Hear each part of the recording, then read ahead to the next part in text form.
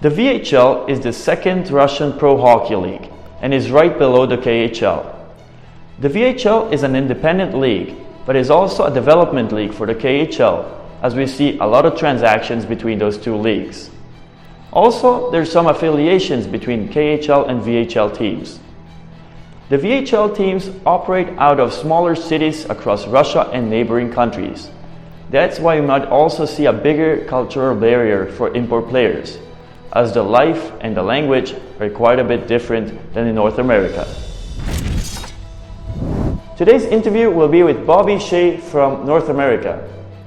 Bobby is an American hockey player that turned pro after his college career and played for many years in the East Coast and the American Hockey League. More recently, he played in the KHL and the VHL, and that's what we talk about today. Hi Bobby, thanks for being here with us today. Yeah, thanks for having me, Martin. Yeah, so the first question will be, can you explain your hockey career for us, please? Yeah, from Detroit, Michigan, so that's a pretty big hub for the United States when it comes to hockey. So I grew up playing youth hockey here, went to Green Bay in the VHL for 2 years, played 4 years at Bowling Green State University in the CCHA, and then for about 5 years I bumped around between the American and East Coast League. Didn't play 2 years ago, but last season I was in the VHL with ORG, Beijing ORG. That's pretty much my route. And how come you decided to play in Europe or overseas? Yeah, so playing 5 years in the minors over here, it just seemed it wasn't working out, and I had a good opportunity to jump over into Europe, and it's the North American hockey is different than the European. A lot of it's development, so I'll be 30 this year. It's hard to move up, and I want to go over to experience Europe and play good hockey, and I loved it. It's pretty good money, and it's good hockey, so it's a good experience. So you didn't even really go to Europe, you went straight to China. How is the transition to a totally different culture? Before I went, I heard a lot of stories. It's going to be different. But at the end of the day, you're there to play hockey. When you're on the rink, it's hockey's hockey.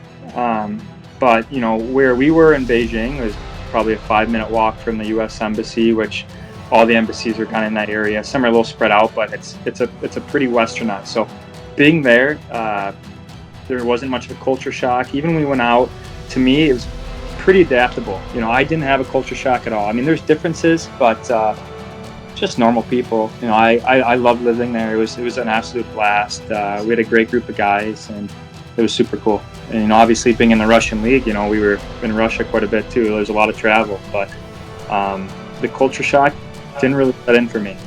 And is there a cultural barrier, in food and language being so different from North America?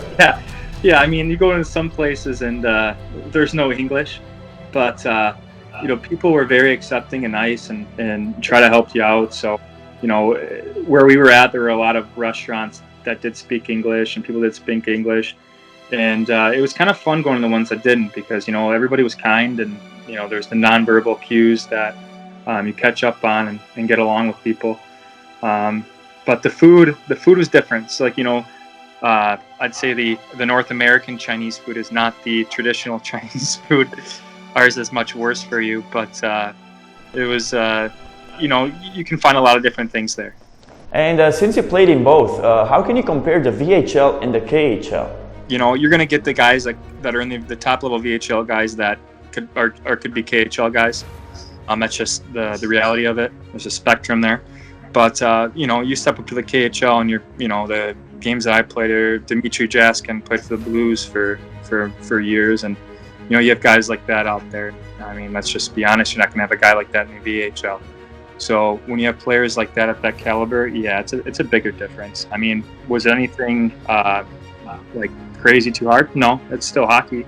But you just have to understand that guys are bigger, stronger, faster, more experienced, smarter, and they just close down situations a lot easier.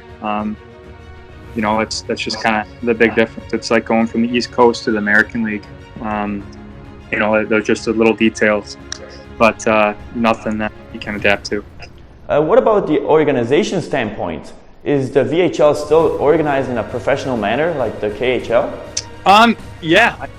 Obviously, it's just like any league. Like, you're going to have the lower then you're going to be playing in buildings like, Dynamo St. Petersburg in the VHL. Their arena is absolutely gorgeous. Lada, super nice. We were treated really well.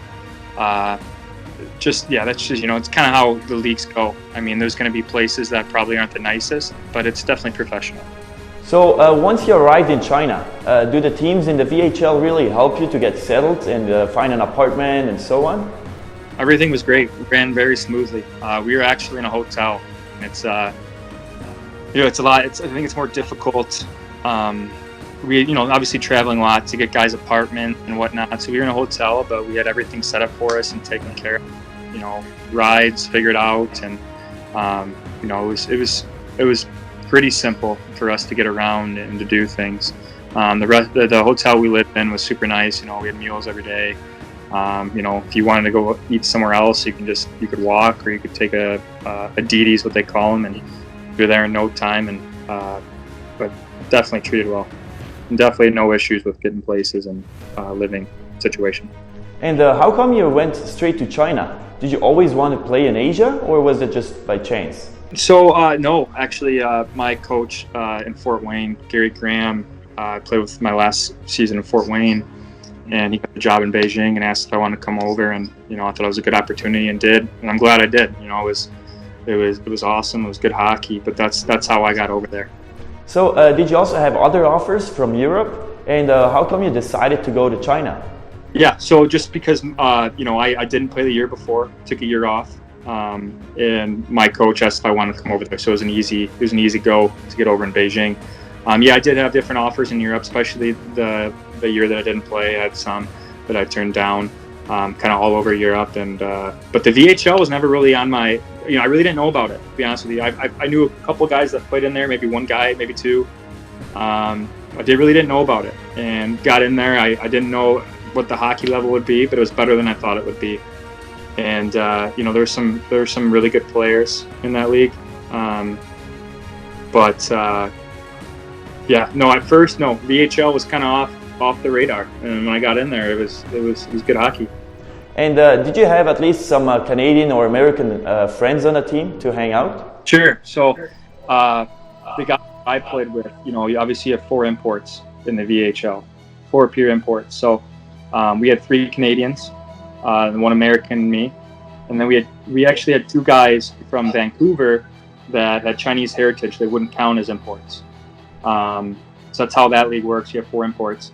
I want to say there was another Chinese team who had Canadian and Chinese heritage guys that wouldn't be imports. Then they had their own imports that were mostly Canadian. I think one guy was just American, and John Muse is the goalie in the other Beijing team. In the KHL, they definitely had some American guys and Canadian guys, because I don't believe there's an import rule in that league. But in the VHL, they only have 4 imports, and that's being in China. The Chinese are not imports, and the Russians are not imports. But I want to say if you're on a Russian team and you have a Chinese guy, I believe they would be considered an import. What about local players? Were they all from China or Russia mostly? Yeah, no, we had Russians, Chinese. I was American, Canadian guys. Belarusian, a guy from Belarus. And I think that might be it. I'm trying to remember if there's anybody else different country besides that, but not off the top of my head. What about the other players on the team? Were they all full hockey professionals, and did they also all speak English? Definitely some guys. Some of the for us, it's. I hate to say they didn't speak English, because here I'm in China playing hockey, so they shouldn't have to. But obviously, I don't speak Chinese or Russian, just English. But some of the Chinese guys spoke English, some did not. But I think the part was communicating with some of the guys that were great guys that didn't speak English, because it's all like nonverbal cues, and it's kind of cool because you could see other good people and how nice they are and how they interact with you. But not everybody spoke English, no. So actually on the ice, with Gary being a head coach, he's an English speaker. He would say something, and we had assistant coaches that spoke Russian and Chinese, and they would interpret what Gary was saying. So sometimes being at the board would take a little longer, but that's just the nature of it. You know, you have to get the details down in 3 different languages. And the league itself, was it run in a professional manner? Yeah, absolutely, it was run professionally. You know, obviously being in China, it's a little harder to get in. Sometimes that was a little difficult, but it's all the first year of ORG, and they handled it really well, and we got everything we needed, and I can't complain about it. You know, if you needed something, you'd ask and you get it. That's the bottom line, and you know, I can't say anything bad about it. So in the KHL and the VHL, there's lots of traveling involved. Was that a problem for you? There's a lot of travel, but I enjoyed it, and you know, you see a lot of different parts of the world, and it's pretty cool to be with a bunch of good guys and travel around and play hockey. I mean, if you can handle the travel, you can handle the league, but it's definitely some travel in there. So our last question will be, can you compare the VHL to the ECHL since you played in both? Yeah, like I said, on average, I'd say the defensemen handle pucks better and skate better than the East Coast defensemen. I'd say the construction and very like minute. East Coast, I think the guys play a little, and I think they're harder to play against.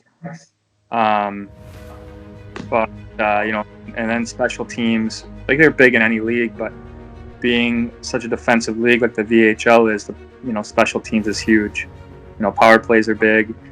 There are definitely guys that score goals in the VHL. There are guys in the East Coast that do it as well. But it's just, you know, bigger ice compared to smaller ice in North America, and so it's a different kind of game. It's hard to compare them. It's a different animal. But those, I'd say, are the differences. And plus, I'd say the VHL might be slightly a little bit younger. But definitely good hockey in both. So that was it for today, Bobby. Thank you again for being here with us today. Yeah, no, thanks for having me. I appreciate it.